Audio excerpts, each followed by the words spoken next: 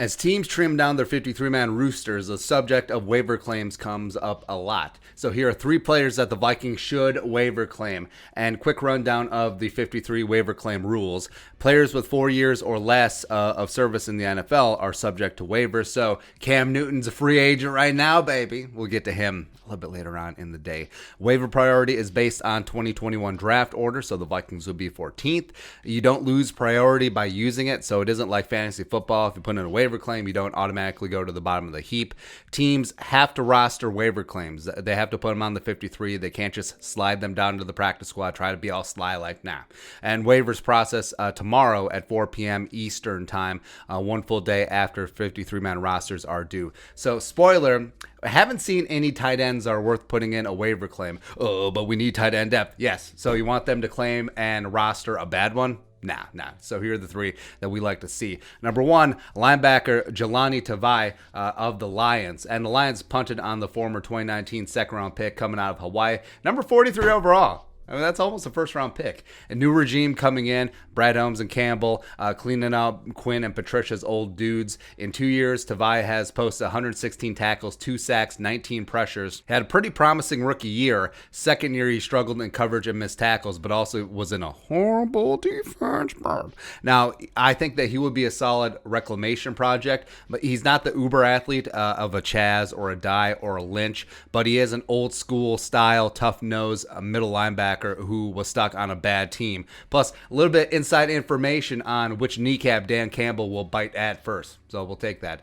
Next up, number 2 waiver claim that the Vikings should make, guard Jack Anderson, formerly of the Bills. I've been pounding on the table for Jack Anderson, the pride of Texas Tech, for a long time now. 22 years young, 6'5", 314, 2021 7th-round pick by the Bills. He's one of my favorite sleepers in the draft. Was a 4-year starter at Texas Tech, wreck him. Nearly all at right guard. 86.2 PFF pass blocking grade in 2020. Only 9 pressures and 3 sacks allowed over the last 2 seasons. He posted a 75.7 PFF grade in 3 preseason games with the Bills at right guard. Also played a little bit of center in camp, reminiscent of Wyatt Davis and the Vikings. And he would be a fit for what the Vikings now want to do up front. I think they're starting to get away from the undersized, mobile, agile, hostile zone blocking linemen and just give us the meats. That's right, building a bully up front. Oli Udoh, Wyatt Davis, no matter what. And Jack Anderson is a great athlete with great size. I think the Vikings are potentially heading towards rostering Dakota Dozier as a backup.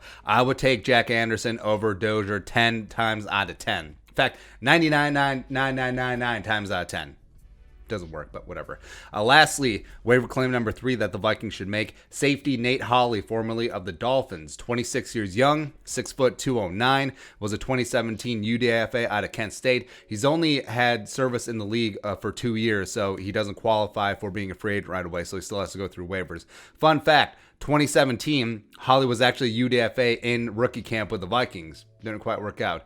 But he's played in the Indoor Football League. He's played in the CFL with the Calgary Stampeders. He was CFL Rookie of the Year in 2019. He spent the last 2 years with the Dolphins and was on and off the practice squad, appeared in 3 games in 2020, all on special teams. And the Fins certainly will try and get him back on the practice squad. But given the Vikings safety depth issues and Metellus working back from injury, I would consider putting in a claim on Holley purely for his special teams prowess, and maybe he can grow and develop a little bit more beyond that. He recorded a 73.3 PFF special teams grade over the 3 preseason games. So I would take a shot. I would actually see what he wants to do. But that's it. That's 3 waiver claims that the Vikings should make. Again, spoiler, no tight ends. Also Cam Newton, he's a veteran, so he's a free agent right now. So we'll see. But your thoughts, or anyone else that the Vikings should put in waiver claim in on, let us know in the comment section below. Subscribe for daily Vikings takes. Want to support that work, pull a little something in the Venmo. But until next time, Skull Production Value.